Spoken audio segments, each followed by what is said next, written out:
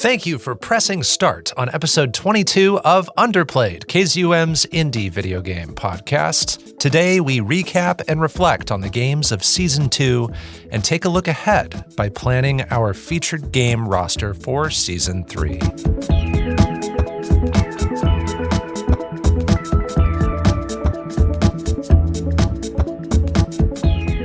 Here on Underplayed, we review indie games of all kinds, the games with small budgets but big hearts, the lesser-known experiences with imaginative ideas. I'm Bopo, and joining me is my player 2, DiscoCola. Welcome, DiscoCola.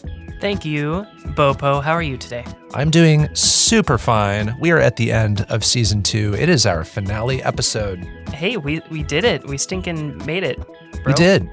I kind of can't believe it. It's always so sort of daunting to be on the front end of a season and be like, oh, we have to play a collective 30 games over the next 4 or 5 months. But here we are at the end of another season. It actually went by really fast for me. And today we're going to reflect on those 30 games we played.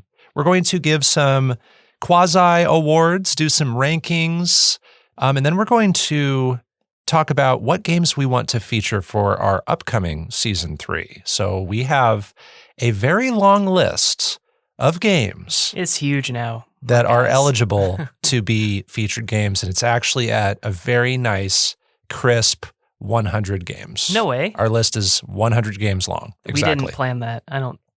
Did you? I didn't plan that. I did not plan that one bit. Wow. So, yeah. So we're going to pick 10% of the games out of that list will be our featured games of Season 3. Gosh, that actually crazy. Seems like a lot, though. Like 10%. Yeah. Anyways. It seems like a lot of games to pick from, but yeah, it is a healthy percentage.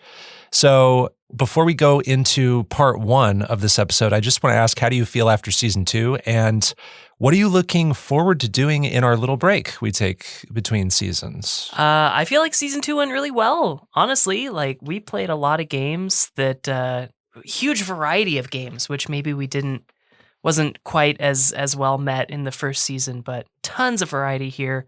Games we liked, games we kind of hated. So yes. we covered everything, I think. And then, what am I looking forward to playing? Actually, right after, like an hour before our last recording for episode 21, I picked up Digimon Survive, my Digimon Survive pre-order. So. Yes, as we sit down this week, that game just came out. Yep. Yes. Yep. And I've already been playing it every night since I picked it up, and it's fine so far. You know? Visual novel tactics style battle. So, interesting. Okay. New for Digimon. They've never done that before, but so far. That was going to be my next question. Yeah. Is that a style they've explored? No. Digimon games are pretty much always different. So interesting. Looking forward to that. Might play some Danganronpa, get that out of the way. I think regardless of whether or not we have it in Season 3, I'm going to try to finish Solar Ash because I had a lot of fun in the 45 minutes that I played that the day it came out. Nice. So, well, who knows? Maybe one of us will plan on picking it as a featured game. Yeah. So we'll get into the tactics of all that stuff before we start part 2 of this podcast. Yeah. But just know that I've actually selected some ideas for what to pick for our featured games for Season 3. So I have a list kind of ready to go, but what I pick from that list is going to be reactionary based on what you pick, because we'll take turns going back and forth. Same. Picking I sort of have like a smaller pool of ones that I'm looking forward to. So we might have crossover, we might not, we'll see. But what are you going to play on our break? I know that we're going to play Super Mario World pretty soon. You and I are sitting down to play Super Mario World with some friends for my birthday, actually. It's my favorite game of all time, and it's just what I want to play on my birthday. So that'll be fun. I play Mega Man X every year on my birthday. That's so fun. Yeah. I love that. So I've never really played it on my birthday for my birthday. So excited to do that with you and some friends. I also, we delay pushing out episodes compared to when we record them. So we've already recorded all of the main episodes of Season 2. So I've actually gotten a head start on starting some of the games that I wanted to play in the break. So I started Star Wars Jedi Fallen Order, which is an EA-published Star Wars game from a few years back that's super highly regarded, well-reviewed. People love this thing. And so I started playing it. It's a third-person action-adventure game set in the Star Wars universe with new characters and stuff. And I'm not a huge, diehard Star Wars fan, but I do follow all of the major, pieces of media that come out of the Star Wars universe. So I like following this game. I'm enjoying it quite a bit. I also want to try Control, also from a few years ago, another third-person that one looks action cool. Yeah. game. I also want to try the new DLC for Cuphead that released earlier this summer, The Delicious Last Course. I've heard that's amazing. I also want to do some more DLC for Ghost of Tsushima. So I'm picking lots of like kind of big action games that I don't get to play as much when we're doing Underplayed preparation. So that's where my tastes tend to go, is like, what have I not gotten a taste of recently? So a lot of stuff there. I'm anticipating being able to do most of that. And if there's extra time, I will try to tackle some online trophies for various games from like 2015 onward. I'm going to try to do just the online trophies to get them out of the way, get those cleaned up so that I know that I can get the platinum or the 100% someday without being locked out because of server shutdowns. Yeah, we've got a lot of those, my dude. We do. We'll never clear all those Nope. out of our queues, but we'll do our best. But I think we can now move on to part 1 of our episode, which is our season 2 recap and reflection. And we don't have any music to play to intro this, but it seems like we should have music to intro this part. But we'll just roll right into it. So new listeners to the program, maybe you're jumping on right here. I would say that out of all season 2 episodes, this might not be the best one to start with, but just so you know, every normal episode of Underplayed, we each pick a secret game to play. It is a game the other person doesn't know, the other person is picking. We play it in secret. Sometimes it corresponds to our featured game in some way. Sometimes it's completely different. And we review 2 of those secret games every episode. And we're going to look back at the 20 secret games we picked for season 2.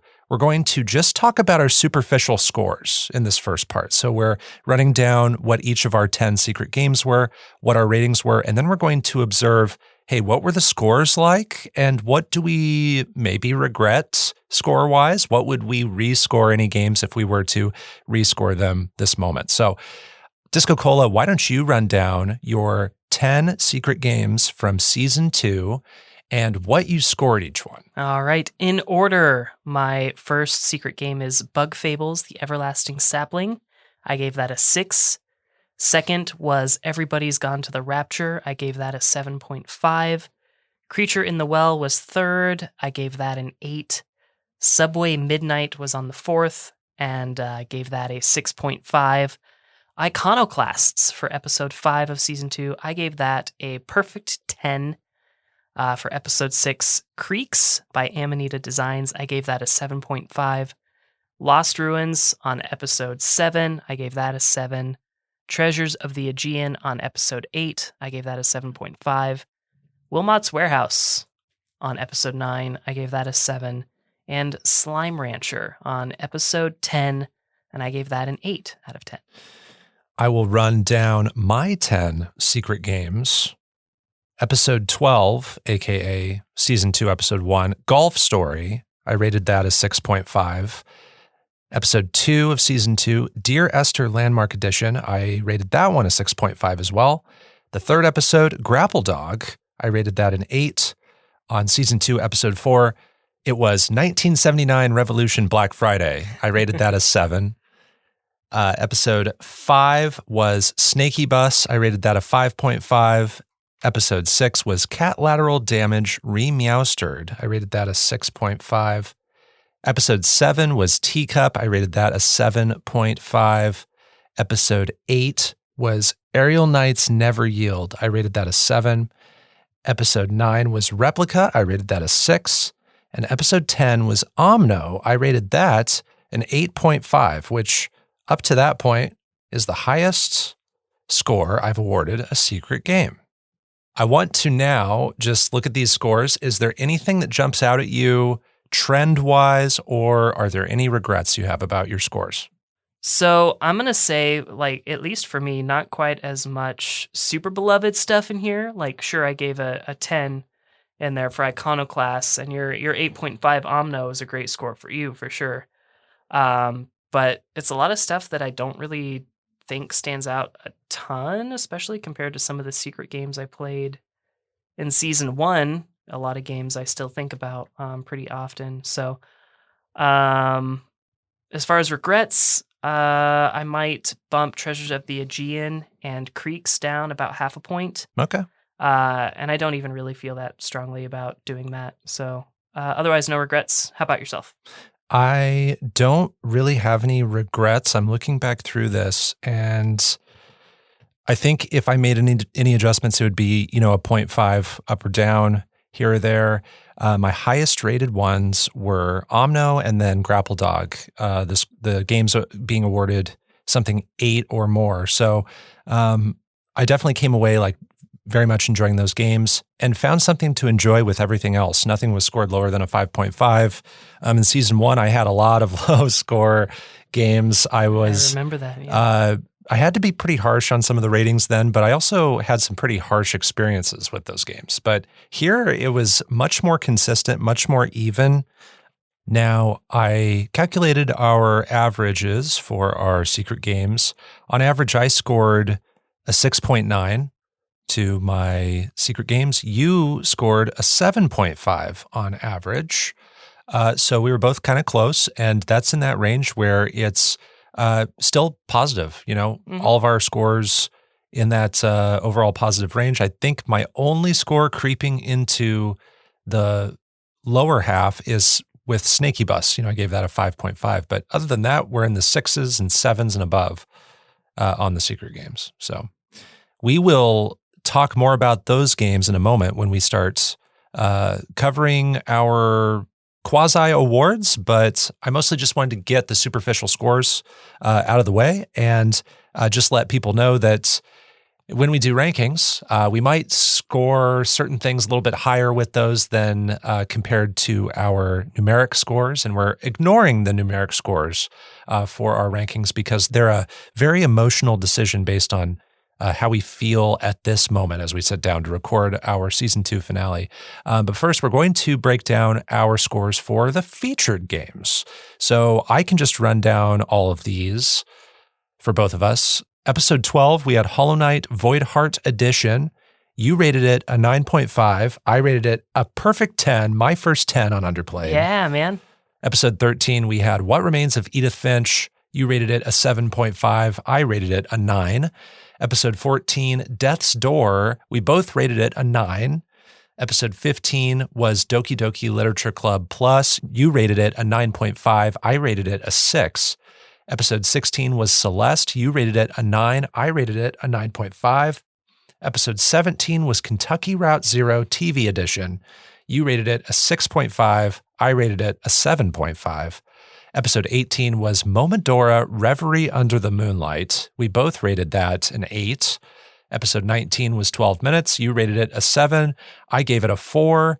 Episode 20 was Unpacking. You gave it a perfect 10. I gave it a 9.5. And our last normal episode of season 2, episode 21, we had Disco Elysium, the final cut for our featured game. You rated it a 6. I gave it an 8 out of 10. My average score for featured games was 8.05. Your average score was 8.2. We were even closer with this average. What do you notice about these scores? Anything you would rescore if you had the chance? Well, we played some really great featured games this time around. We each gave a 10. Yeah. And I'm sometimes I'm worried that we're devaluing a 10, but these are some great games. Yeah. And in my mind, a 10 is like not a flawless game. I think 10s often have imperfections here and there, but they're so good that they just, they're elevated to that level where we have to give them a special award. Absolutely. Yeah. I think most of my regrets lie probably in 12 minutes. When I think about it, I think about how much I didn't really enjoy it. So I might bump it down to a 5.5 or a 6. That would bring our average a little bit closer. And it would, yeah. I might add 0.5 to Death's Door for a 9.5. Yeah, I thought about that too. That's one I would bump up to 9.5. I think I would keep everything else exactly in its spot. I thought about, would I want to bump Unpacking up to a 10? maybe, but I already bumped it up to a 9.5 from a 9. You know what I mean? Mm-hmm. I think if I were to someday replay Disco Elysium, the final cut, going in with the knowledge that I have now about that game and getting a lot of the beginner frustrations out of the way, going through that again might make that an 8.5 experience for me, just not having a lot of the learning curve to worry about. So maybe that one would change on a replay, but yeah, I like all these scores that I gave. So now that we've talked about all the scores, it is time for possibly the biggest category. It is the top 5 games we played this season. This is our rankings of our individual top 5 list of games we played for season 2. They can be any combination of secret or featured games. So all 5 of yours can be secret. All 5 of them can be featured, or there can be a mixture. The ranking is, again, an emotional decision based on how we feel this week we're recording. And importantly, we're disregarding our scores. If one of us feels a certain game is the number 1, but they originally scored it 0.5 points lower than the number 2 pick, we're not going to worry about that. So that's why we addressed any of those score regrets up top, just to get that out of the way. So we're going to share one game at a time, going back and forth, starting at number 5.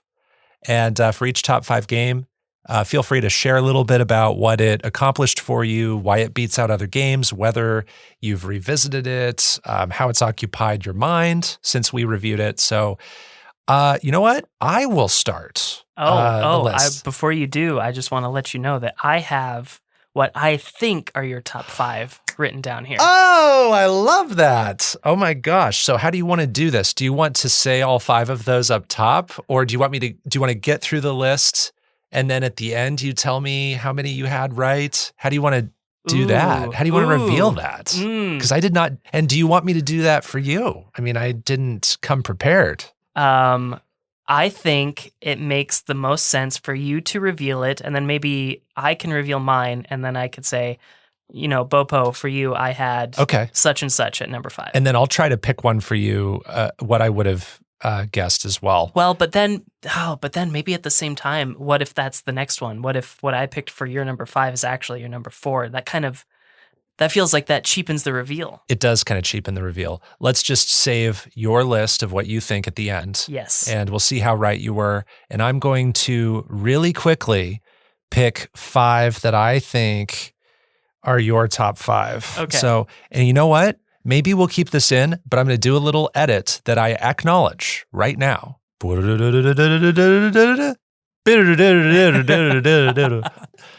I have now written what I think are your top 5 from season 2. I love how messy this is already.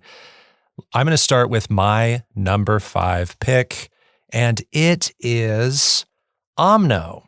Omno was my favorite secret game from season 2, which might be a little bit of a spoiler about whether my secret games will show up again in spots 1 through 4. But Omno is just such a charming adventure game that has beautiful visuals, beautiful music, great creature design, and is just so easily enjoyable by everybody. So I think it's a very accessible game. It's got a really nice final sequence and moment that has stayed with me since I played it. I really hope the developer makes another game like this, maybe an Omno 2. It was made by one person, so that alone is really fascinating and impressive.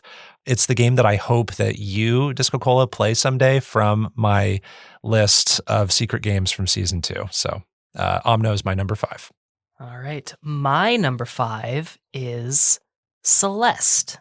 Now, Celeste was a game that I had been looking forward to for a long time, but also dreading for a long time because I knew about its difficulty.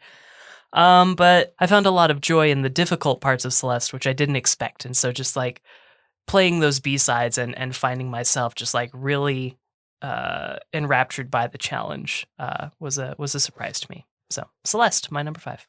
My number 4 is Celeste. Ooh. Are we getting into the trend where I rank happened everything last one time. higher than you? That happened in season 1. Celeste, yeah, everything you said is so accurate. Celeste is beautiful. It adds so much to the world of 2D platformers.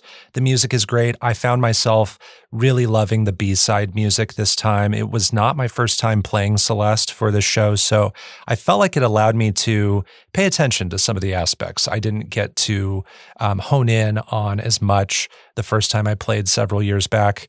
It is a beautiful game that matures in its story as it goes along and made me reflect on times when I've had some emotionally challenging things going on where I had to learn how to cope, learn how to socialize with friends to get over it, to seek guidance and things like that. So there's a lot to this game. It's an impressively deep game if you want to delve into lots of technical maneuvers.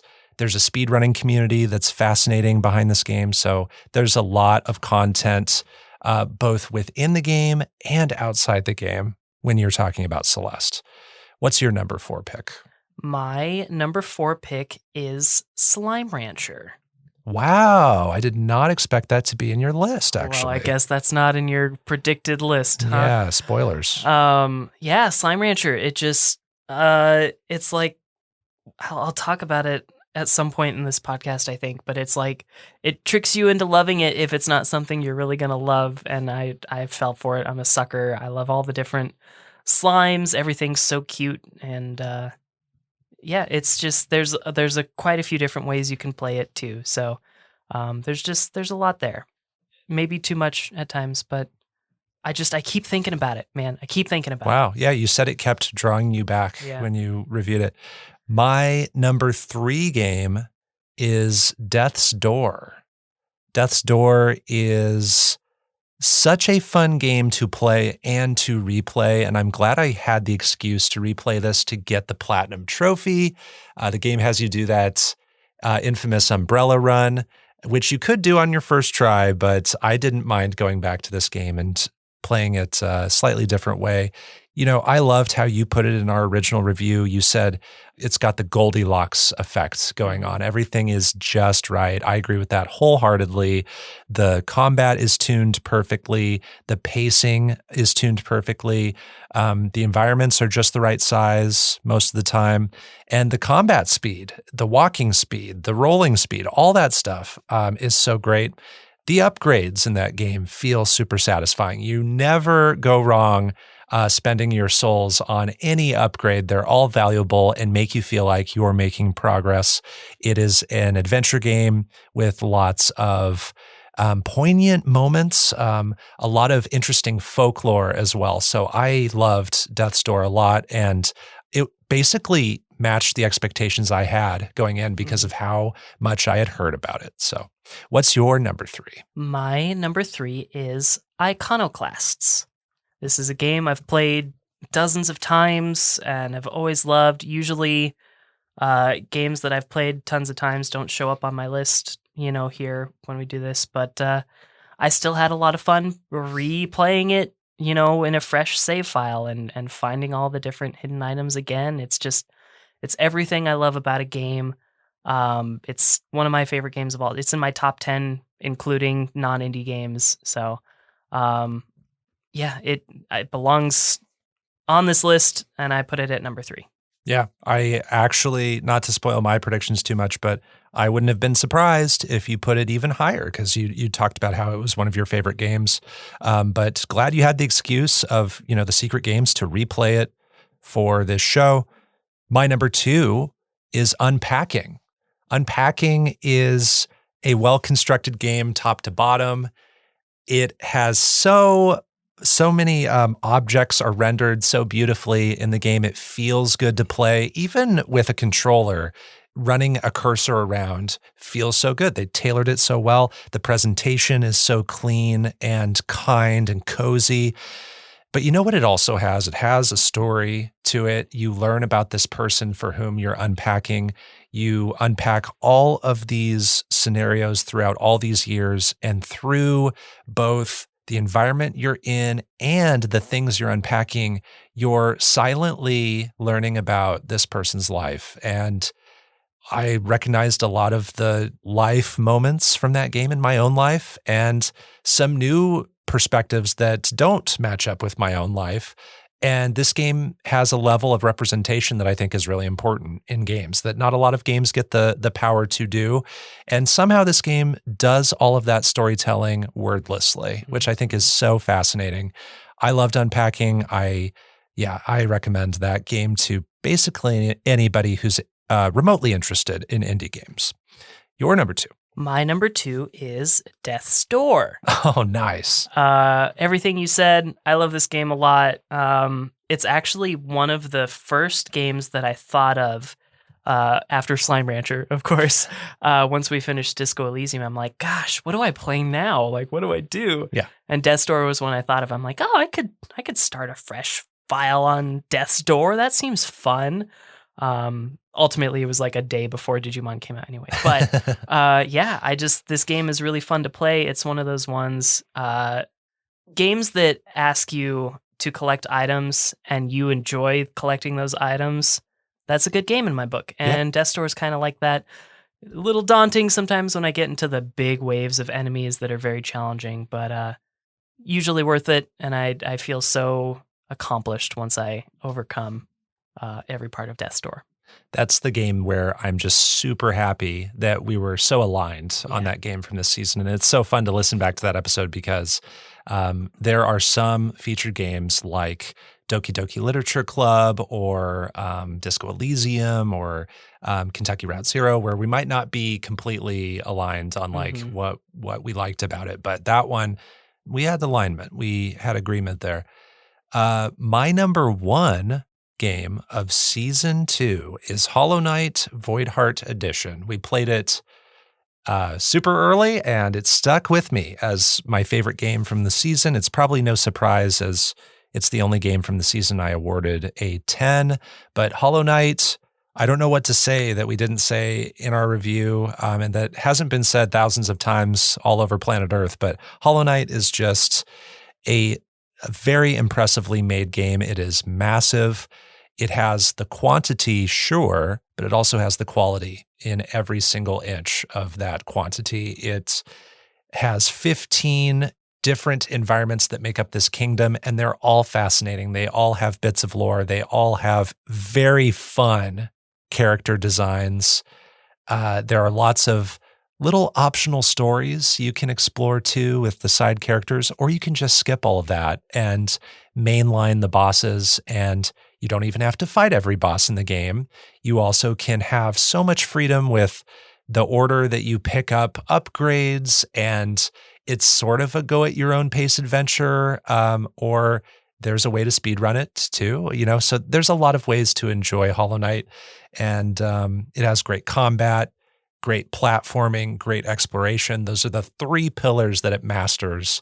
And so I really did not have a weak moment in Hollow Knight other than maybe some times when I was frustrated by a really hard boss.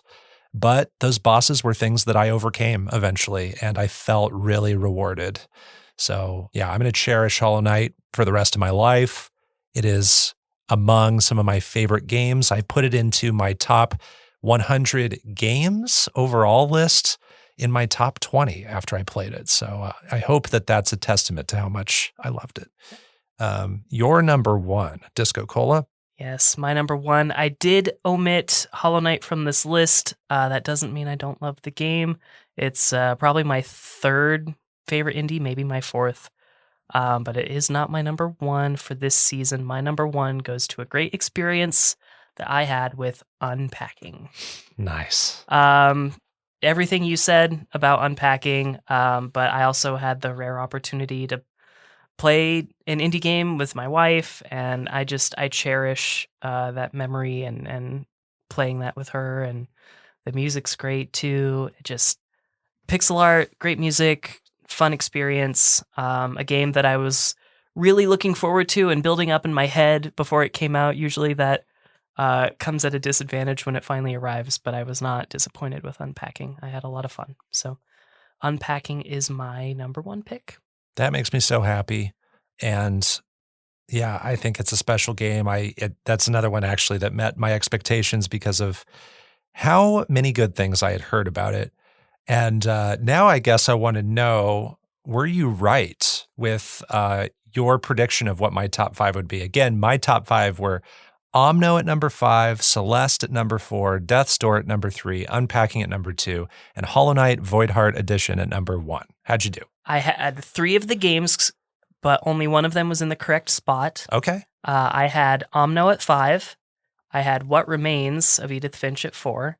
That was a good prediction. I had Disco Elysium at 3. Okay. I thought you had a lot of fun and maybe a little bit of recency there. Yep. I had Hollow Knight at 2 Okay. and Death's Door at 1. Oh, nice. I like those predictions. I think overall you fared better than my predictions.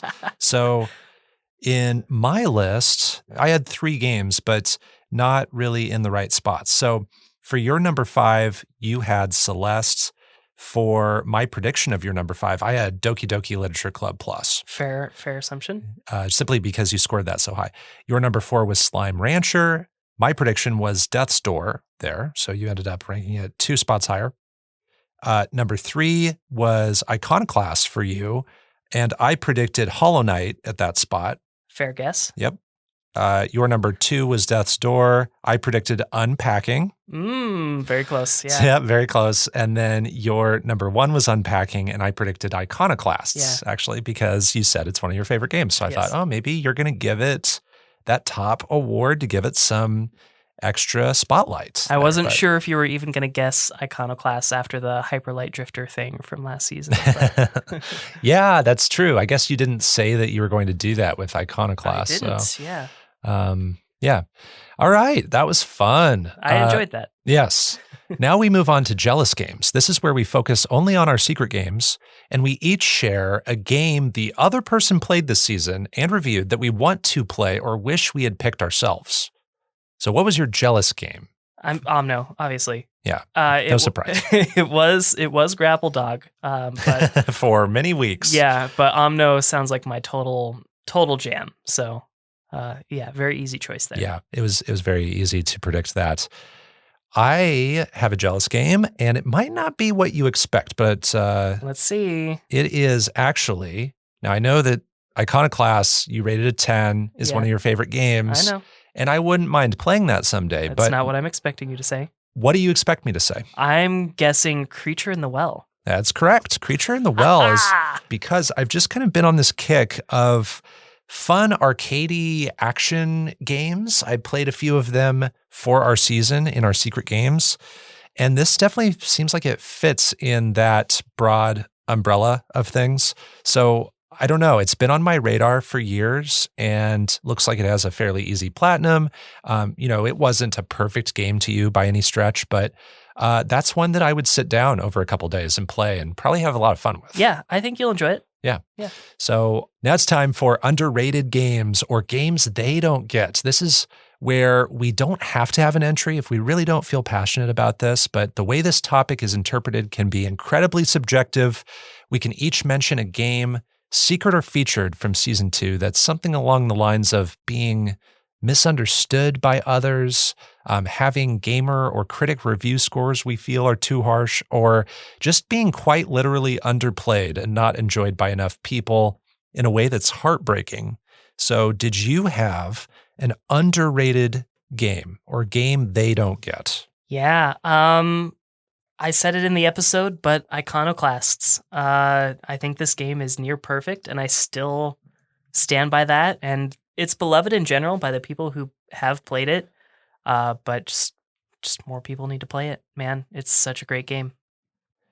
Mine is Grapple Dog. So mine is really appreciated and loved by people who have played it. It has very positive reviews on platforms like Steam, but I just don't see enough people talking about it. So that's how I'm interpreting it this time, is I just wish more people were latching on to this game, giving it a chance.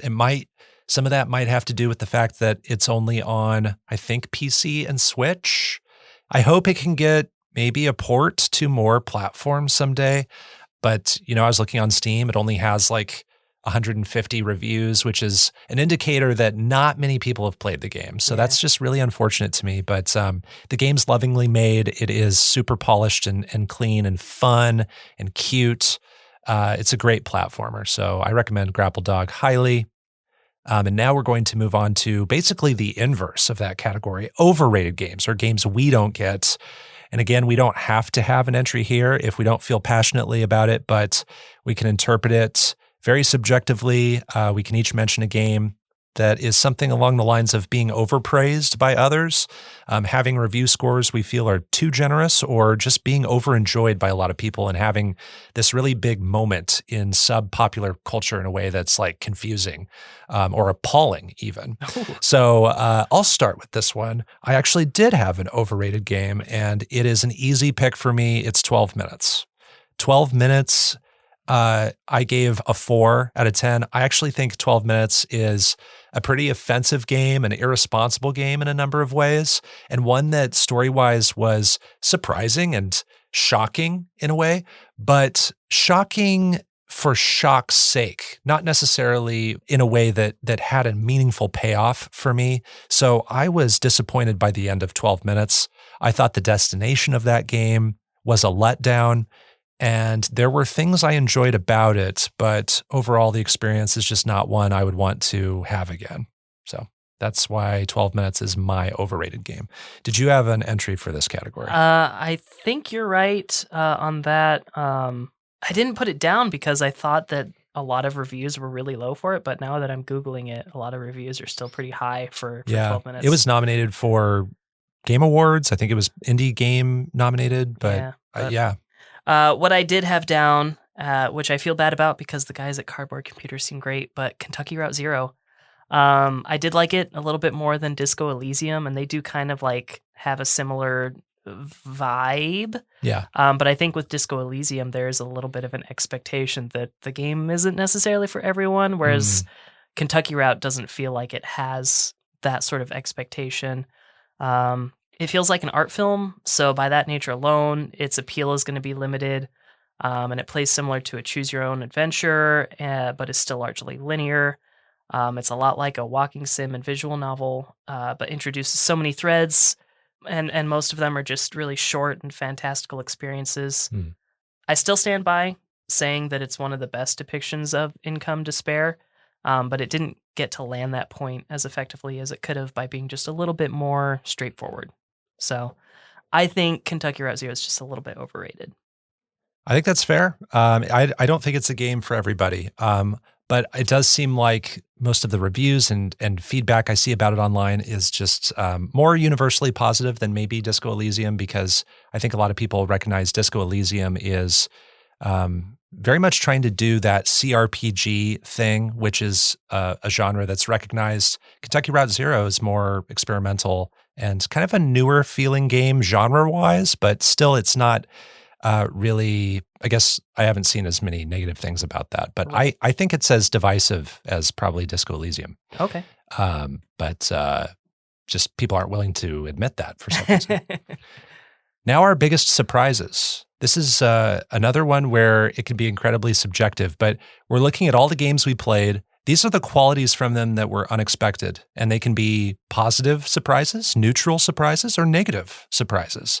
And it could be about anything, like a story moment. It could be about how a game didn't really match your expectations genre-wise. Maybe you thought a game would be more action-oriented, and it was more story-oriented or something like that. Or maybe you expected to play as a certain character more.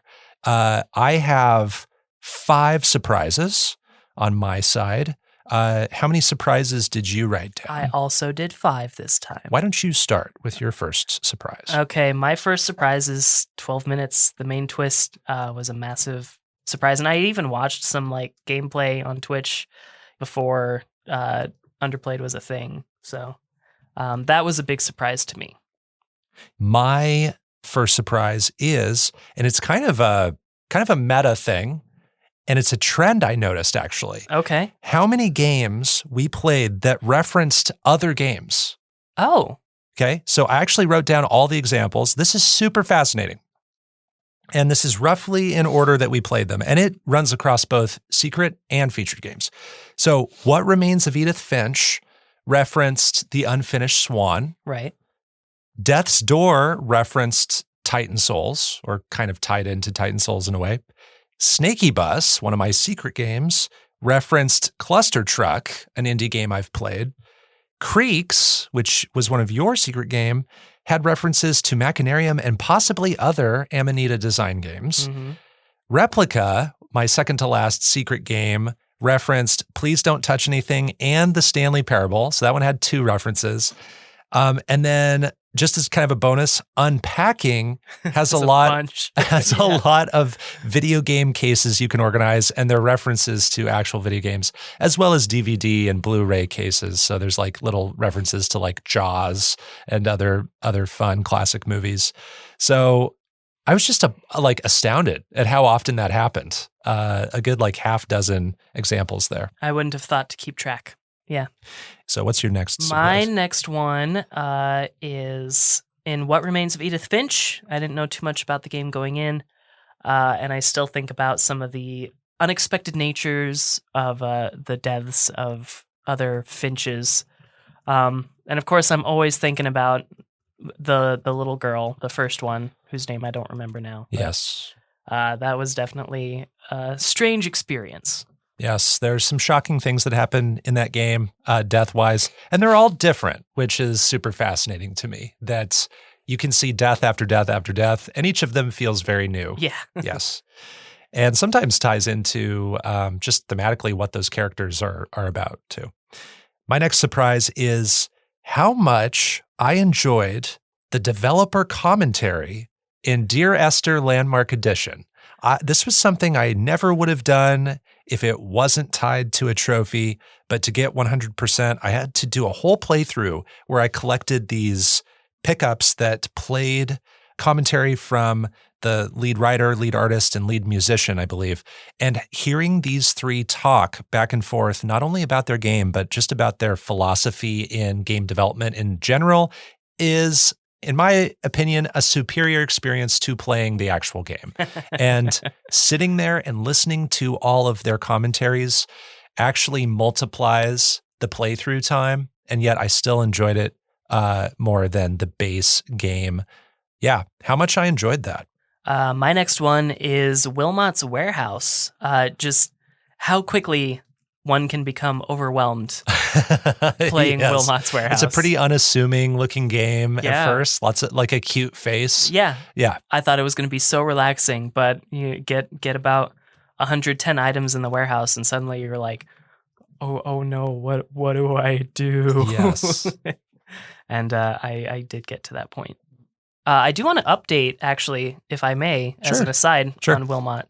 I suggested that there were only 200 items that you can get overall in the game. Okay. You get 200 of a total 500 possible items. Oh, and each playthrough is different? Yes. That's and interesting. So that makes some of the trophy hunting a little bit more difficult. More variables. Yes. It makes it a little bit harder to write a guide Yeah. for that game, I imagine. But I did also find out that you can force the ending to happen regardless of your performance. Oh, okay. So. Interesting.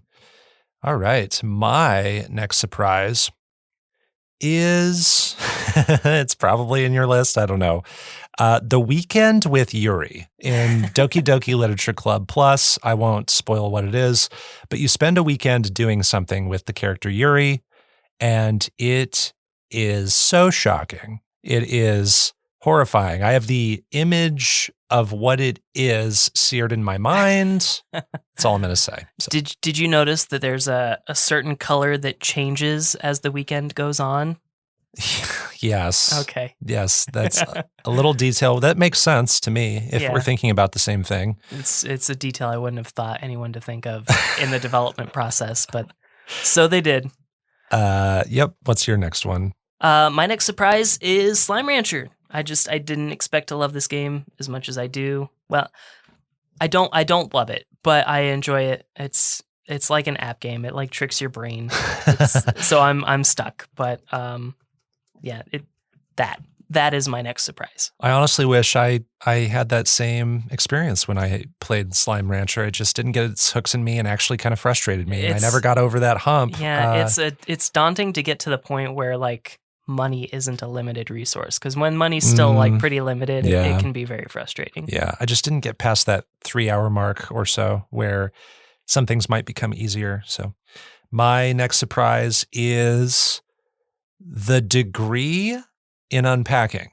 At the end of one of the stages in unpacking, when you're living with a significant other, Oh, yeah. the degree, you know what I'm talking about? Yeah. That moment when you realize you have to put it in a certain location and what the implication of that is. That also clues you into where the story might go, and then your suspicions are correct. Wow. And the game is masterfully designed so that with the default settings, after you place everything in the house or the apartment or the room that you're living in, once everything is in a spot, only then does the game tell you what is not in the proper spot. And in that stage, I had placed pretty much everything in a proper spot except for that degree. So I feel like 99% of people are going to be forced to reckon with that object at the end of that stage, and it's going to be the freshest in their mind before they move on to the next stage. So yeah, that is just such a genius moment for me, and one I didn't expect. I agree with you. My final surprise is from Hollow Knight and how much you loved it, and I didn't expect that. Oh, yeah. It's my third or fourth favorite indie of all time. That puts it in my top 20. But I really didn't expect Hollow Knight to be your first perfect 10. Wow, nice. Underplayed. I like how that surprise was a little bit meta, a little bit outside the game, but still involving one of my favorite games we've played for Underplayed. Yeah, I loved it so much. I spent a couple of Saturdays just sitting there playing the game nonstop, and that's why that game made my hand hurt. And the game making my hand hurt is not my last surprise. My last surprise is what happened to Kuno in my playthrough of Disco Elysium: The Final Cut. What happened to Kuno in my playthrough is something I expound on a little bit more in our review, so you can go back to last episode and hear more about that closer to the end. But the reason that thing happened to him is because of a glitch that caused me to not be able to do something, which caused an event to go badly, which caused something to happen to Kuno. And I don't think that story turn was ultimately within my control, unfortunately.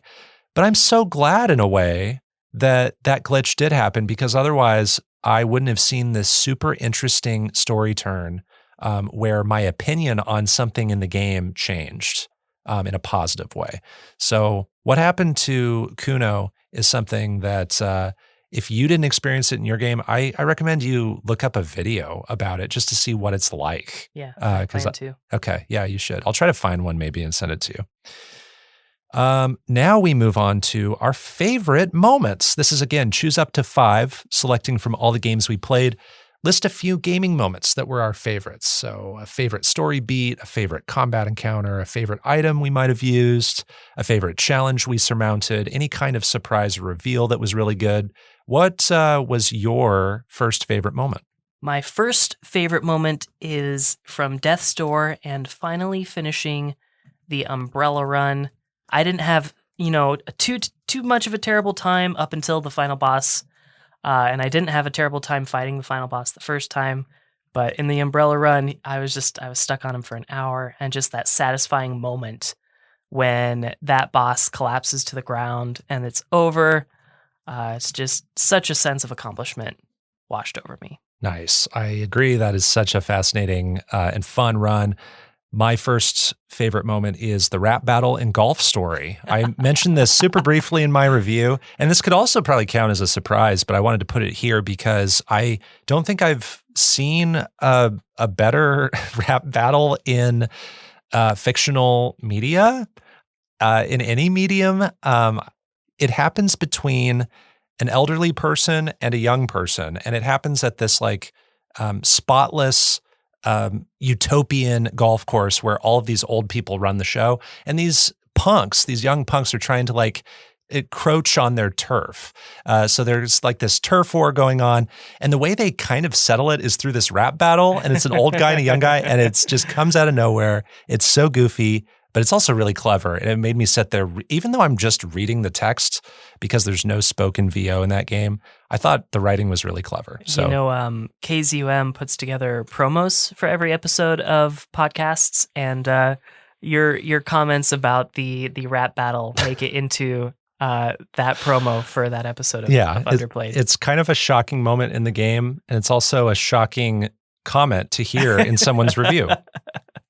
What's your next favorite moment? My next favorite moment actually comes from Momodora, and it is defeating bosses that felt punishing the year before, but defeating them without taking any damage and receiving their special item. Nice. That's it. There were bosses that, I remember being just so challenging when I played it the first time, but overcame them with not as much difficulty as I expected. So that would be my favorite moment. How about you?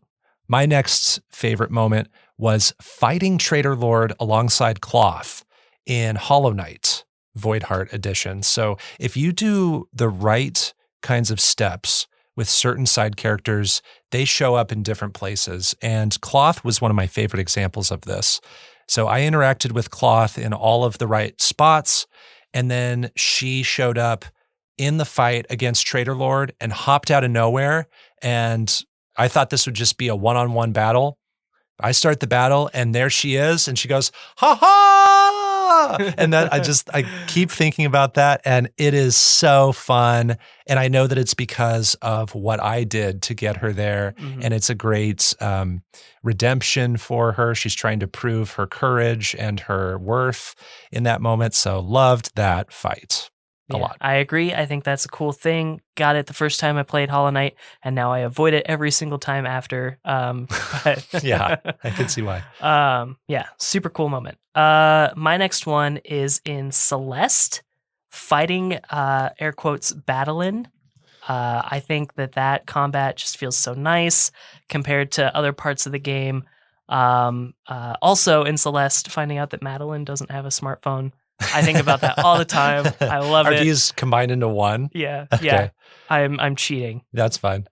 I love it. Yeah. The fight with Battlein on paper seems like it shouldn't work. Like if you described what that should feel like, mm-hmm. but then in practice, it feels super good. And it always felt like I was in control of what was going on.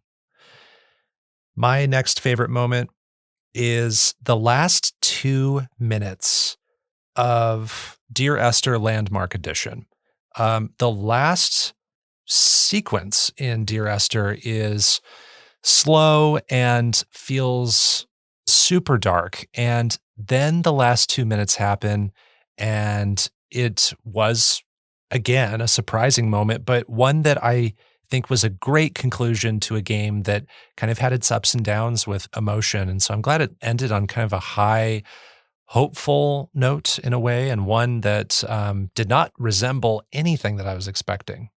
So. I think maybe the Chinese room does that pretty well, I guess, because a similar thing could probably be said about Everybody's Gone to the Rapture. Nice. Too. So, yeah. My next favorite moment, it's several moments, I guess, but all of the same genre, Disco Elysium, and finding those vulnerabilities in a village full of suffering and squalor. I even took some photos of some really profound pieces of text that show up on my screen that might not have made it into the episode. It's hard to say at this point, but in a game where I found most of the characters like pretty insufferable, those moments of like true sadness or vulnerability were especially moving.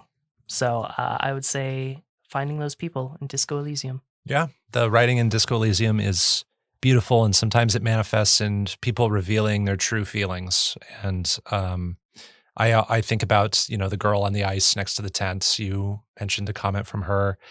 My next favorite moment is something that's also emotional, and it involved a moment at the end of Kentucky Route Zero TV edition. It's the memorial service. I thought about putting in the concerts from Act 3 in that game, but I Mhm. feel like that's the moment everybody talks about the most. So I'm choosing the final moment from Act 5 when this community comes together, and it's this moment of, again, kind of hopefulness, togetherness, and one that I found myself tearing up at. And I didn't expect to feel that way at the end of an act that resembles almost nothing else in the game leading up to it. So, yeah. Yeah, I agree. I think that's a very powerful moment, a very powerful song to conclude with. Yes. Music always gets me, man. My final favorite moment is from unpacking and just finishing the game and, saying, "Okay, honey, I have to go take a shower, we only have so many minutes before the baby wakes up." And she's like, "Okay, I'm just gonna, redo some of these rooms," and just like leaving the room, like Oh, having her still nice. playing. I'm like, "Yeah, nice." So unpacking, my Nice. favorite moment. I guess mine aren't really ranked. Mine are just kind of Oh, unsorted. mine weren't ranked either, but Oh, that okay. is my favorite moment. Oh, okay, good. My last favorite moment was riding legendary animals in Omno. This is something you do to transition between major segments of the game. There are 10 main areas, but there isn't even a legendary animal between each of those 10. There are only 5 in the game. And I love the creature designs. When they happen, the music swells and you're flying through the sky, or, maybe the animal is a big walking animal and is walking you there. I don't want to spoil what they are because I think you should see it yourself, but they all look different. They're all awe-inspiring. They're all cool. So I loved those legendary animals in Omno. And I also love that they're tied to trophies too. Uh, Now it's time for our favorite characters, selecting from all the games we played. We each pick characters who are special to us. We can choose up to 5 each. I chose 5 characters. Did you choose 5? I chose 5 games, but I can choose just one from each of those games that have multiples. Okay, I'll start. One of my favorite characters. Now, I kind of started with Hollow Knight, and I'm like, which character do I pick from Hollow Knight? I wrote down a few. I'm going to go with Cornifer. Cornifer is one that you and I we quote a lot. Just his humming to let you know he's nearby, and you know that he is very important to help you find your way around. There's a usefulness to him. He is just kind-hearted. I like talking to him in the town. So Cornifer is one of my favorite characters from season 2. I love Cornifer a lot. I also picked one from Hollow Knight, and I picked Elderbug. I Nice. shared all those reasons in the episode, but I just think he's just doing his best, and he's doing his duty, and he's waiting for passersby. And yeah, I love Elderbug's dedication. My next favorite character is from one of my secret games, Hossein Shirazi from 1979 Revolution Black Friday. And this is a character that's the brother of the main character, Reza. And he is a member of the Shah's secret police, which is a force that you're kind of rebelling against yourself as Reza. So it creates this family drama in the game. And I would say that Hussein is one of my favorite characters because of the story opportunities he gives you as the player. You can either side with him and look out for him and you grow close, or you can choose to protect other characters, and Hussein will recognize that and actually do bad things to you. And so it creates some interesting divergent paths in that story. And I think Hussein basically elevates the story of 1979 Revolution. My next favorite character is the Gravedigger from Death's Door. I think he offers just these nice moments in between boss fights, and there's more depth to his story too if you choose to pursue it, and if you don't, you still get just nice interactions with him. So the Gravedigger from Death's Door. My next favorite character is one of the playable cats from Cat Lateral Damage Remeowstered. It's Catzilla, who is the completely black cat I talked about in that final anecdote about that game. My cat at home is black. Playing as the black Catzilla to mop up the trophies was super fun. The cats don't really have major differences in their stats. the biggest difference you're going to notice is their appearance, what color their fur is. So I just like that there was a black cat in this game to match the cat I have. My next one might surprise you, but it comes from Kentucky Route Zero. Now, I put down two, Shannon and Kate. Kate is the one that drives the boat, but if I had to pick just one, I think I'd pick Kate. Shannon's cool, love everything about her, but Kate just has this down-to-earth nature about her that I really enjoyed, even though I can never remember her name without looking it up, but I did really like Kate. I think I remember all those boat characters kind of coming out of nowhere for me, and so they didn't absolutely. stick. Yeah, they didn't stick in my mind. So that's one of my least favorite things about Kentucky Route Zero. But I really liked Kate and talking to her as the little boy, whose name Ezra. Ezra. Yeah. I talked to her as Ezra. Oh, that was nice. One of my favorite conversations in the game. Very cool. Yeah, I love whenever Ezra interacts with an adult in that game. My next favorite character is just Madeline from Celeste. We've said so much about Celeste and Madeline already, but I love the interactions she has with Theo and Mr. Oshiro and all the other characters. She has relatable problems, and I just wish her the best anytime I play Celeste. My next one might be a bit obvious, but Kim Kitsuragi, I think he's great. I think he's everybody's favorite. I have this GIF I need to show you a little bit later, but yeah, he's just a sweetheart. There's also a lot of people from Disco Elysium. Not a lot. There's a couple people from Disco Elysium that I do like Tommy Mignana and the girl on the ice. Yeah, Which, those guys really stand out in a game full of people that I just hate talking to. So yeah, my last pick for this category is also Kim Kitsuragi. Everything you said, everything we said in our original review. He's a great sounding board. He's a voice of reason. He's calm and down to earth, and that's everything I need in that game where everybody is just so ugly. So yeah, there's nothing to hate about Kim Kitsuragi. And some of my hardest decisions in that game were when I wanted to do something, but doing that thing meant that Kim would be removed for an entire day. And he was extra useful on the days when I hadn't relearned my identity or where I was to the fullest. So I needed him around to help me out. Yeah, that's my final pick. My last one is more a relationship between two people in a game, and that's the relationship between Robin and Mina in Iconoclasts.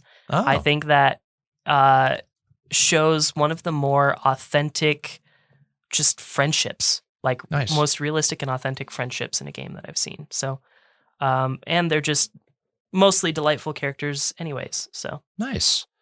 Well, now we're going to move on to our final three categories. And last season, we would have only had two categories left. We're adding in a new category, and it's favorite story. So selecting from all the games we played, we're going to pick the narrative that has stuck with us the most. So what was your favorite story?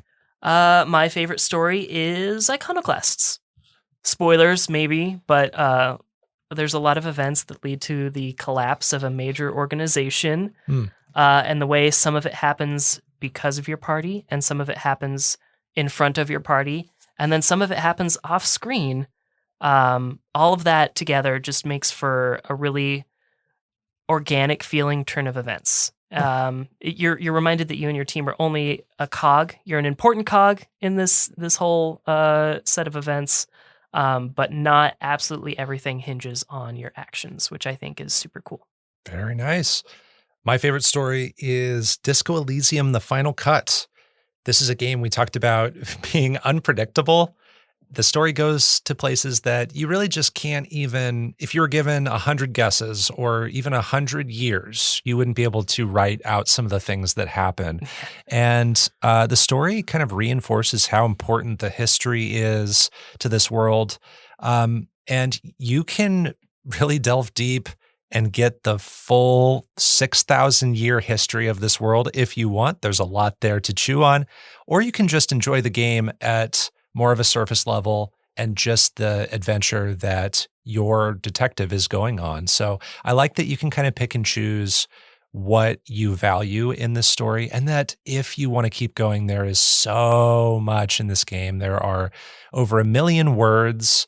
There are stories, not just at a traditional narrative level, but also stories for items and conflicts and characters. Lots of writing going on in this. It was written by a novelist, so it just has a lot of that detail that other games just don't have. So I loved Disco Elysium's stories and emphasis on the pluralization there. So favorite visuals. This is where we select from all the games we played. We pick a game with the graphics and visual style we loved the most.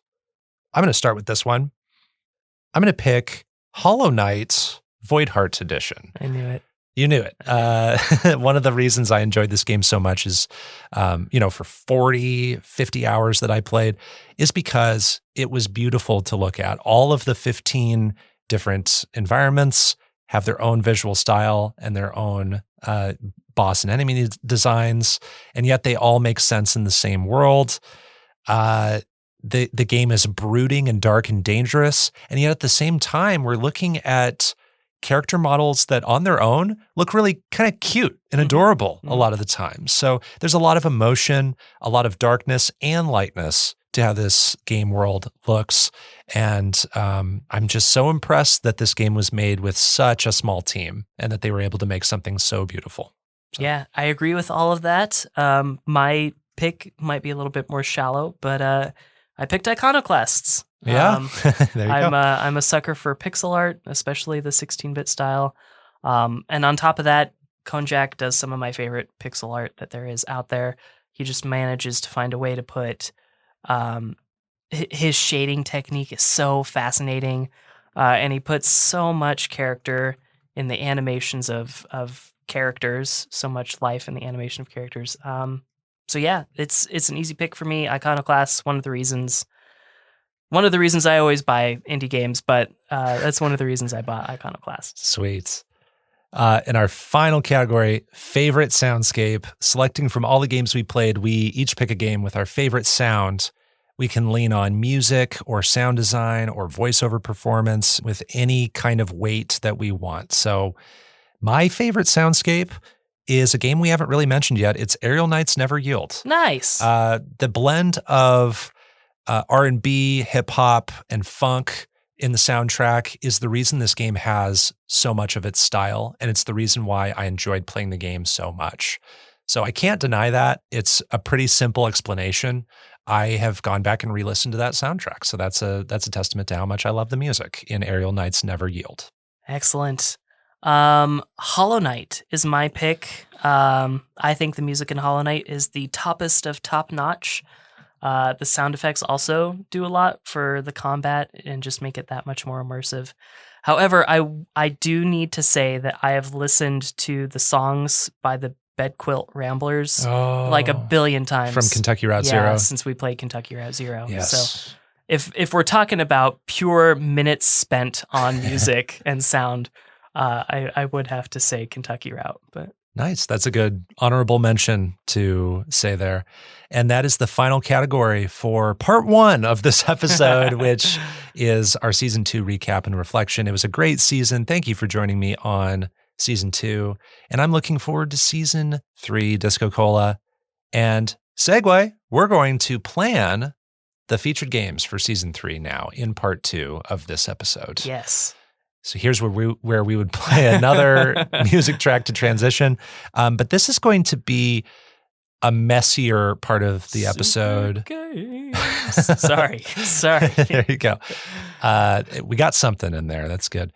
But this is going to be a little sloppy, and we're going to go back and forth. And again, we have a master list of eligible featured games. We're each going to take turns picking a game from this list of 100 to create our list of 10 season 3 featured games. And I need to pull up the document. Yeah, actually. pull that up. What we've done in the past week is actually pretty incredible. We have each come up with ideas for featured games. We've vetted them outside of this episode. Our last season finale, we did all of that vetting in the episode, and we've decided to streamline it a little bit. we're going to keep that vetting outside the recording. Now we just have the games. We're just doing the picking, and we're rationalizing like which games we should pick, what order we should play them in, and what kinds of genres we should represent. So we've taken all the vetted games, we've split them into 10 different sublists by genre. So our games are represented by these genres: action, adventure, co-op, horror, Metroidvania, platformer, puzzle, roguelike, RPG, and simulation. And I have several asterisks to mention here. First and foremost is that a lot of games can fit into 3 or 4 of these genre lists. For instance, is Journey an adventure game or is it a platformer? A lot of Metroidvanias, you could argue, are platformers. So I think they are platformers, but there's just so many of them that maybe they are deserving of their own special category. And then simulation is kind of a catch-all for all the stuff that didn't belong. Like Goat Simulator that's a great simulation game, but we also have like Into the Breach, which is a strategy game into there. But we didn't have enough to formulate a strategy subgenre in here. So they kind of get lumped in there. I kind of agonized over where to put a lot of the games, but there's a good representation in all 10 of the genres here. Some have way more games than others. I'd say the most represented one is adventure, because that is a generic category, I think. It's just kind of anything that is a character doing something for a long time that isn't like strictly doing platforming stages and isn't strictly doing puzzles over and over again, etc. So a lot of different games in the adventure category too. Do you up top have any observations about our vetted games as you look at this master list? Oh God, no! It's just a little bit overwhelming to see it all. Like it's much more organized than it was just a week ago, for sure. And thank you for doing that. Yeah, but, for sure. It's daunting to think of trying to play all of these games someday. Yes, if we eventually, I mean, we'd have to do 10 seasons worth to do this much, but we're already working on season 3. So, I mean, I know. It would take like 5 years, but we could I just think about like my life between 2012 and 2017 and how I played maybe 10 games in that whole time. And now I've played 21 games in just the last 6 months. Right. So yeah, we have exponentially increased how much we play here because of this podcast. So there are 1 or 2 givens with season 3, I think, and maybe you disagree, but I remember one that we talked about at the tail end of our last recording before we left. Yes. So one is that you and I are going to be at a party where we're going to play Amnesia: The Dark Descent, and that's going to be in a few months as we're sitting down to record this. So I think that would be a great way to maximize playing that game. It would be an opportunity to insert something into this list that we know we're already going to play. So it is under the horror category. There are only 5 horror games in the horror category. So I'm thinking if we picked Amnesia: The Dark Descent, it would be the only horror game we pick for season 3, just to help keep a balance. Okay. What do you think about that? I did have one other one that I picked from that category that I picked without even thinking about the category, to be honest. So I'm not married to limiting it, but I guess that's fine with me too if we do so. Okay. Well, how about this? Maybe every genre, regardless of how many games are in that genre, we can pick like up to 2. Yes. Games. I think, or maybe 3. Like I think we could pick 3 adventure games because there are so many adventure games, you know what I mean? Yeah. But action only has maybe like 10 games. Maybe we limit it to about 2 for action. But my reasoning there is that horror, we've only got 5, but I don't know, across 10 games doesn't seem like that much to have 2 horror games. Yeah. See, my head's more like we don't have to have a horror game every season. Yes. That was going to be, I was going to say that too. Like we don't have to have an RPG was the example I was going to give. So that's fair. That's fair. So can we pick Amnesia: The Dark Descent and not necessarily have it be our only horror game for the Yes, season. Okay. I am down with that. Okay. I'm just going to start a list here that you can see. Amnesia, The Dark Descent. So that isn't really one that, I don't know. I don't know if that counts as one of my picks. But the other quasi-given that I thought we had is that we might want to try to do a co-op game every season, but I don't know with your availability if you see that being viable. Do you feel like we need to pick a co-op game from this co-op subgenre list? I think that we should make that a part of seasons soon, but I don't think I can commit to that for season 3. So Okay. I'm going to say not yet. Sounds good. All right, then you know what I'm going to consider? I'm going to consider Amnesia: The Dark Descent my first of 5 picks. Okay. In that case. So I have 4 picks left. You have 5 picks left. Let's go to your first pick for season 3. Okay. I kind of want to cover the season opener real quick because my main limitation for the upcoming season is going to be time. My work schedule is changing and just things are going to be a lot more tight. So I kind of want to cover the season opener because that's going to be our long one. Sure. It also doesn't have to be long. Nobody's saying we have to pick a long game. We don't have to, but these 2 in particular, I've wanted to play since we started Underplayed. Okay. And so I'm throwing out either Chris Tales or Spiritfarer. I think I would prefer. I really want to get Chris Tales out of the way, but I think I'd prefer to play Spiritfarer. Well, since my first pick with Amnesia was not a traditional pick, do you want me to pick between those two? Yeah, and then that'll be. I'm going to pick Spiritfarer. Okay, cool. Between those. All right, Spiritfarer for season for the 3 opener. Yes. Cool. Into it. Okay. Let's put it in there. My second pick. Are we going to try to avoid games that are like longer than 10 hours if we can help it? If possible. Is there another number, like a lower number you don't want to go beyond? No. Okay. So the main story for this game is 8 hours. Completionist is 10 and a half hours. Okay. It's Return of the Obra Dinn. It's a puzzle game. That was among one of my possible pools to pick from. So perfect. Okay, that's my second pick. What's your second pick? So this, as we're recording this, only came out maybe 2 weeks ago, 3. But I've really been looking forward to it. The hype from it will be gone by the time we record, but I think I do want to play Stray. Oh, yes. Yeah, Stray. That was on my list too. Okay. So I think we have a lot of crossover here.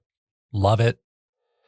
My next pick, Stray, we're classifying as an adventure game.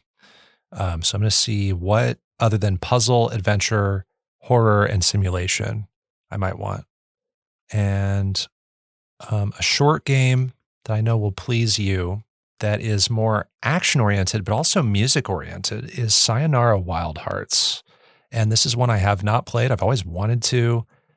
I'm going to pick this one if you're okay with it. Yeah, that was in my small pool as well. I already have the physical, so down, baby. I really want to play Sable.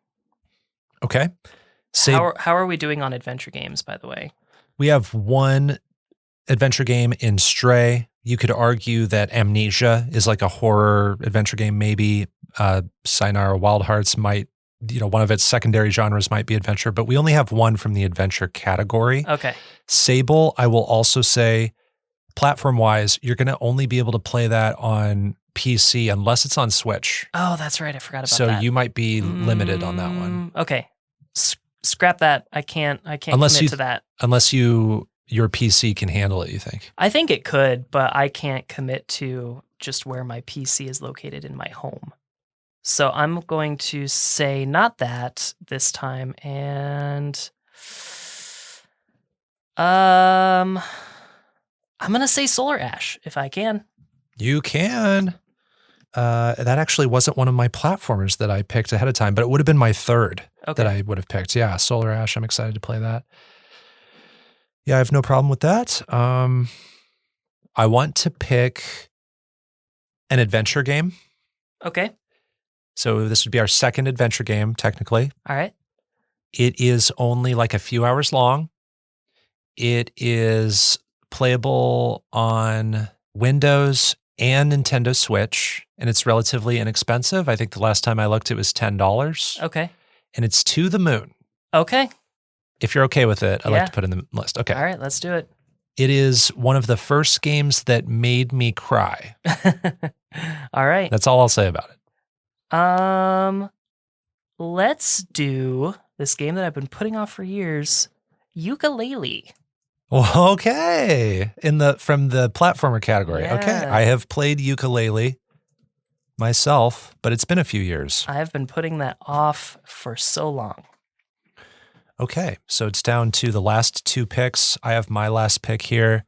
I don't think I can pick a platformer because now we have Solar Ash and Ukulele. Okay. So I think it would be a little unfair to pick a third. So I'm going to disregard that category. I want to pick a game that makes me a little uncomfortable. I want to pick a game that, again, still short, but a game that might not be one that adheres to my sensibilities, but I know adheres to tons of other people's sensibilities. You know what I mean? Uh-huh. I want to pick a roguelike, which I know isn't always our favorite genre, Right. but we have a lot of options. We do. And I just looked up two of them. One was Slay the Spire, which is slightly longer than my other pick, Risk of Rain. Okay. So Risk of Rain is 4.5 hours for the main story, according to How Long to Beat, but a completionist run could take 52 hours. Oof.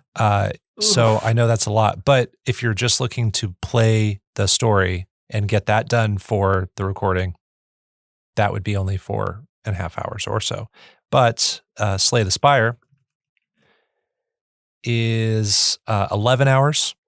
And then that game, the sky is the limit with it. So it's not something you would probably do naturally, but completionists can take over 200 hours with that game. But I'm not saying you yourself would want to do that. So Right. Does that sound dangerous? And if so, I can explore a different genre. Well, I've heard great things about Slay the Spire, honestly. I've played a few minutes, honestly, of Risk of Rain. I don't know. I mean, I would play it obviously for Underplayed. It wasn't my favorite thing in the time I experienced it, but I am okay with either. I've heard really good things about Slay the Spire, though. Okay, I'm going to pick Slay the Spire Cool. as my fifth. Cool. All right. Your final pick. My final pick, I think I should try Braid, which I have also heard good things about. I think from the same people that recommend Slay the Spire. So cool. Okay, Braid. I can dig it. It's a short game. It's a puzzle game, and it's one of those classic indie games from like 2008 when indie games really hit the scene hard. It's a Jonathan Blow game. He eventually developed The Witness. So it's a great historic pick, DiscoCola. I really respect that. I think we have a good representation of time periods and genres in this thing. So our list that is, we know is starting with Spiritfarer, but the others are not in their final spots. Spiritfarer, Amnesia, The Dark Descent, Return of the Obra Dinn, Stray, Sayonara Wild Hearts, Solar Ash, To the Moon, Ukulele, Slay the Spire, and Braid. perfect. Now, I think we should put Amnesia, The Dark Descent in the spot 9, maybe. Yeah. Because we know it will coincide with our event where we'll play it in a more comfortable way that way. Yeah. So I think 9's good. How would you feel about maybe To the Moon second? Yeah, nice short, probably our shortest game we'll have. Yeah, I like that. Okay.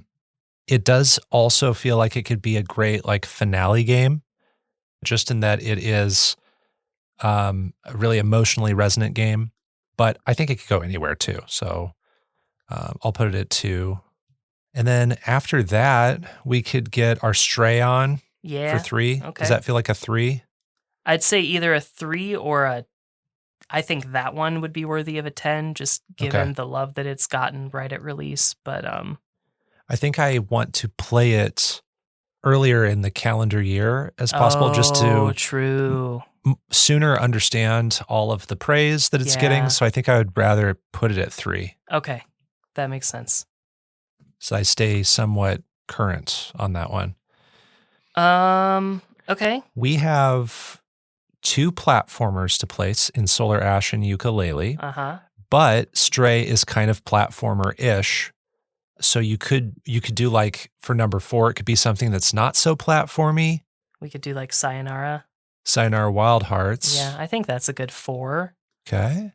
Yeah, I'm going to say Sayonara. Okay. Behind Spiritfarer, I think the longest game could be Slay the Spire, depending on how much you want to do in that game.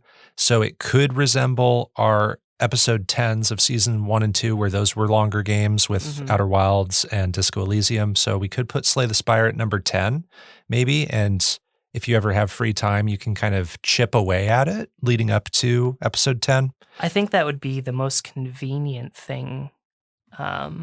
Yeah, I think that makes sense. So we have Spiritfarer at 1, To the Moon at 2, Stray at 3, Sayonara Wild Hearts at 4, Amnesia the Dark Descent all the way down at 9, and then Slay the Spire at 10. So we need to fill 5, 6, 7, and 8 between Return of the Obra Dinn, Solar Ash, Yooka-Laylee, and Braid. And what's funny about that is that's basically 2 puzzle games and 2 platformers. So we could do every other. Or we can also rearrange our spots 2 through 4 too. Let's do Braid. I think Braid right before Amnesia. Sounds good. Braid at number 8. I'm just saying stuff. I actually don't know anything about Braid, to be honest. Braid is a side-scrolling. Actually, you could argue that it's, a puzzle platformer. You're manipulating time. You're finding puzzle pieces and unlocking switches, figuring out how to progress. It's mostly a puzzle game, I would argue. So I think that's fitting as a puzzle game before a horror game. And since that's a puzzle game at 8, I think we should put a platformer before it. And I think either Solar Ash or Yooka-Laylee would be different enough because those are 3D platformers. I really don't care what comes first. Let's do Solar Ash at 7, semi-arbitrarily. All right. And then I want to put Obra Dinn at 6, and then Yooka-Laylee at 5. Okay. Let's take a look at this with all the words right next to each other. So in this pretty much final version, we have Spiritfarer at 1, To the Moon at 2, Stray at 3, Sayonara Wild Hearts at 4, 5 is Yooka-Laylee, 6 is Return of the Obra Dinn, 7 is Solar Ash, 8 is Braid, 9 is Amnesia Dark Descent, and 10 is Slay the Spire. I think if you're cool with it, I might want to swap Sayonara and Obra Dinn. I don't know why I want to. That just feels better. I'm good with that because in my brain. That would separate the puzzle games more. I'll do that in here. I like that. Okay. Any games that you've changed your mind about? Oh, that's a good question. No, I haven't changed my mind. Okay, so real quick, are all of these on our preferred platform? Because I already have 1, 2, 3, 4 of these, and I know that 2 of the other ones are available on my platform. Yeah, so what's your preferred platform? PlayStation? PlayStation 4, yeah. They're all on PlayStation, except for To the Moon. Okay, awesome. Yeah. And that's the right amount of games that you still need to buy versus games that... Yes, I think I will be financial. I don't know how much Braid costs, but that's the only one that I'm even remotely worried about. We're coming back because we just found out that Braid... I'm going to keep all of that in, and you're going to sound like a crazy person. For the love of God, don't. So Braid is coming out with an anniversary edition soon, maybe? Question mark? So we're going to wait for that, and instead, You know what? Let's keep it in the puzzle category and do Baba Is You, if that's okay. That is completely okay. I've been holding out on this game because I just know that there's going to be a physical someday. It hasn't happened yet, but I've been wanting to play this for so long. Yeah, I want to play it too. I have not touched it. I know the premise. It seems super alluring. So I put it in at 8 where Braid was. Is that okay? Cool. Let's check how long it takes to beat. Not too long. 40 hours. Completionist is a little bit of a different story, but yeah, looks good. Yeah, Baba Is You is a 7-hour main story, and then, long completionist time. But I'm not going to go for completion on this. I'm going to play it on PC. Probably. I might do completion someday. Depends on how much I love it. It is on Switch, I believe. Yes, it is. So that's fine. Yep. So the only ones not on PlayStation for you are To the Moon and Baba Is You. All the others should be on there. I am looking forward to this season very much. Oh my goodness. Awesome. Love it. Yeah, I have no problems with the order. So your season 3 order is number 1, Spiritfarer, number 2, To the Moon, number 3, Stray, number 4, Return of the Obra Dinn, number 5, Yooka-Laylee, number 6, Sayonara Wild Hearts, number 7, Solar Ash, number 8, Baba Is You, number 9, Amnesia The Dark Descent, number 10, Slay the Spire. And in our break between seasons, we're going to be working on Spiritfarer because that is a longer game. That's why it is our first game of season 3. I already know my secret game, and I think I can order it too. Oh, what is it? Watum. Duh. Cool. Again? Yeah. Okay. Well, you picked the same one. Good. Well, that is us figuring out our featured game lineup of season 3. That's the end of this very long episode of Underplayed. And DiscoCola, thank you so much for joining me for another season of this show. I enjoy this so much. It brings me a lot of joy. And it's great doing it with you. Yeah, I think this is something special, and I'm really proud of all the work that we've done and everything that's coming up ahead. You can find more of our episodes at kzum.org/underplayed and on common podcast services like Spotify or Apple Podcasts. Our music was composed by Jack Rodenberg, and our art comes from Onimochi. Underplayed is on Twitter at underplayedpod. You can find me on Twitter at Bopo. That's BO_PO. And check out that same handle on the GG app where you can see my game lists and what I'm currently playing, such as those AAA third-person action games I'm going to be playing between seasons. And I am at DiscoCola on Twitter and probably coming back to Twitch very soon, so keep your eye out for that. I'm going to be playing a lot of Digimon on the break, that's for sure. Next time, we will be covering Spiritfarer for our Season 3 opener. There's going to be a little bit of a break between seasons, but we'll be back in a few months. And until then, everybody, keep on playing.